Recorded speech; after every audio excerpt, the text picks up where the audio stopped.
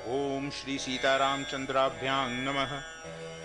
श्रीमद् वाल्मीकि रामायण अयोध्या कांडम षष्टितमः सर्गः यानी सर्ग 60। इस सर्ग में कौसल्या का विलाप और सारथी सुमंत्र का उन्हें समझाना।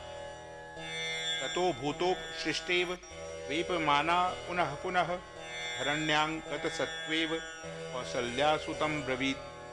तदनंतर जैसे उनमें भूत का आवेश हो गया हो, इस प्रकार कौसल्या देवी बारंबार कांपने लगी और अचेत सी होकर पृथ्वी पर गिर पड़ी। उसी अवस्था में उन्होंने सारथी से कहा, नयमांग यत्र काकुत्स्थः सीता यत्र च लक्ष्मणः तान विना क्षणमप्यद्य जीवितुं नोत्सहे ह्ययम्। सुमंत्र, जहाँ श्री राम है, जहाँ सीता और लक्ष्मण हैं, वहीं मुझे भी पहुँचा दो। मैं उनके बिना अब एक क्षण भी जीवित नहीं रह सकती। निवर्तय रथं शीघ्रं दंडकानुनयमामपि अथ तान नानुगच्छामि गमिष्यामि यमक्षयम्। जल्दी रथ लौटाओ और मुझे भी दंडकारण्य में ले चलो। यदि मैं उनके पास न जा सकी तो यमलोक की यात्रा करूंगी। बाष्पवेगोपहतया स वाचा सज्जनमानया इदमाश्वासयन् देवीं सूतं प्राञ्जलिर्ब्रवीत। देवी कौसल्या की बात सुनकर सारथी सुमंत्र ने हाथ जोड़कर उन्हें समझाते हुए आंसुओं के वेग से अवरुद्ध हुई गदगद वाणी में कहा, त्यज शोकं च मोहं च संभ्रमं दुःखजं तथा व्यवधूय च संतापं वने वत्स्यति राघवः। महारानी, यह शोक, मोह और दुख जनित व्याकुलता छोड़िए। श्री रामचंद्र जी इस समय सारा संताप भूलकर वन में निवास करते हैं। लक्ष्मणश्चापि रामस्य पादोपरिचरण वने आराधयति धर्मज्ञः परलोकं जितेन्द्रियः।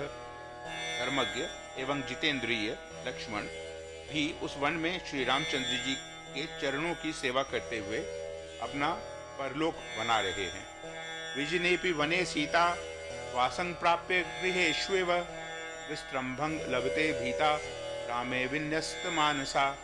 सीता का मन भगवान श्री राम में ही लगा हुआ है, इसलिए निर्जन वन में रहकर भी घर की ही भांति प्रेम एवं प्रसन्नता पाती तथा निर्भय रहती हैं। नास्या दैन्यं कृतं किंचित सुसूक्ष्ममपि लक्ष्यते उचितेव प्रवासानां वैदेही प्रतिभाति में। वन में रहने के कारण उनके मन में कुछ थोड़ा सा भी दुख नहीं दिखाई देता। मुझे तो ऐसा प्रतीत होता है मानो विदेह राजकुमारी सीता को परदेश में रहने का पहले से ही अभ्यास हो। नगरोपवनं गत्वा यथा स्म रमते पुरा तथैव रमते सीता निर्जनेषु वनेष्वपि। जैसे यहाँ नगर के उपवन में जाकर वे पहले घूमा करती थीं, उसी प्रकार निर्जन वन में भी सीता सानंद विचरती हैं।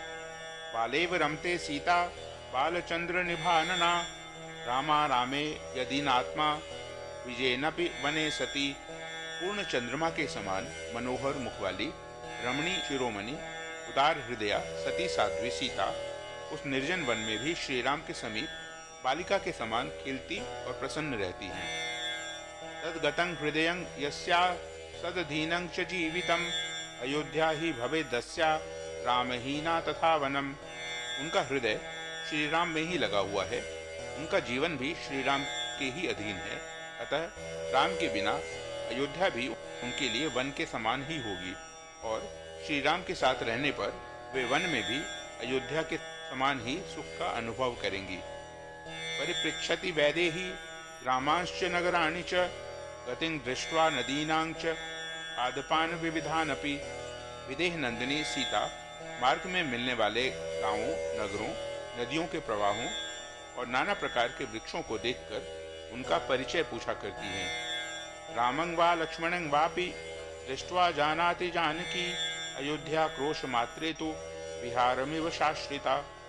श्री राम और लक्ष्मण को अपने पास देखकर जानकी को यही जान पड़ता है कि मैं अयोध्या से एक कोस की दूरी पर मानो घूमने फिरने के लिए ही आई हूँ। इदमेव स्मराम्यस्याः सहसैवोपजल्पितं कैकेयी संश्रितं जल्पं नेदानीं प्रतिभाति माम्। सीता के संबंध में मुझे इतना ही स्मरण है। उन्होंने कैकेयी को लक्ष्य करके जो सहसा कोई बात कह दी थी वह इस समय मुझे याद नहीं आ रही है। ध्वंसयित्वा तु तद वाक्यं प्रमादात पर्युपस्थितं लादनं वचनं सूतो दिव्या मधुरम ब्रवीत। इस प्रकार भूल से निकली हुई कैकेयी विषयक उस बात को पलटकर सारथी सुमंत्र ने देवी कौशल्या के हृदय को आह्लाद प्रदान करने वाला मधुर वचन कहा। अध्वनावात वेगेन संभ्रमेणातपेन च न विगच्छति वैदेह्याश्चंद्रांशु सदृशी प्रभा। मार्ग में चलने की थकावट, वायु के वेग, भयदायक वस्तुओं को देखने के कारण होने वाली घबराहट तथा धूप से भी विदेह राजकुमारी की चंद्र किरणों के समान कमनीय कांति उनसे दूर नहीं होती है। सदृशं शतपत्रस्य पूर्णचंद्रोपमप्रभं वदनं तद वादान्याया वैदेह्या न विकंपते।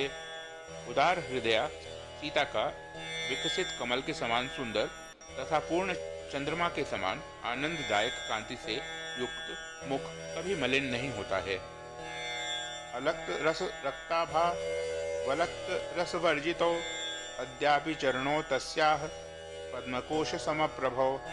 जिनमें महावर के रंग नहीं लग रहे हैं, सीता के वे दोनों चरण आज भी महावर के समान ही लाल तथा कमल कोश के समान कांतिमान हैं। नृपुरोत्कृष्ट लीलेव केलं गच्छति भामिनी इदानीमपि वैदेही तदरागण्यस्त भूषणा। श्री रामचंद्र जी के प्रति अनुराग के कारण उन्हीं की प्रसन्नता के लिए जिन्होंने आभूषणों का परित्याग नहीं किया है, वे विदेह राजकुमारी भामिनी सीता इस समय भी अपने नुपुरों की झनकार से हंसों के कलनाद का तिरस्कार सा करती हुई लीला विलास युक्त गति से चलती हैं। गजं वा वीक्ष्य सिंहं वा व्याघ्रं वा वनमाश्रिता नाहारयति संत्राशं बाहु रामस्य संश्रिता।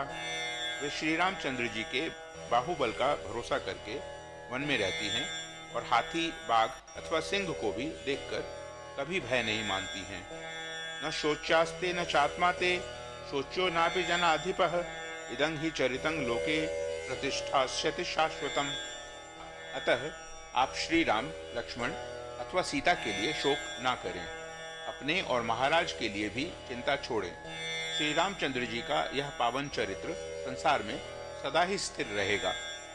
विधूय शोकं परिहृष्ट मानसा महिर्षयाते पथि सुव्यवस्थिताः वने रत्ताः वन्यफलाशनाः पितुः शुभांग प्रतिज्ञांग प्रतिपालयन्ति ते।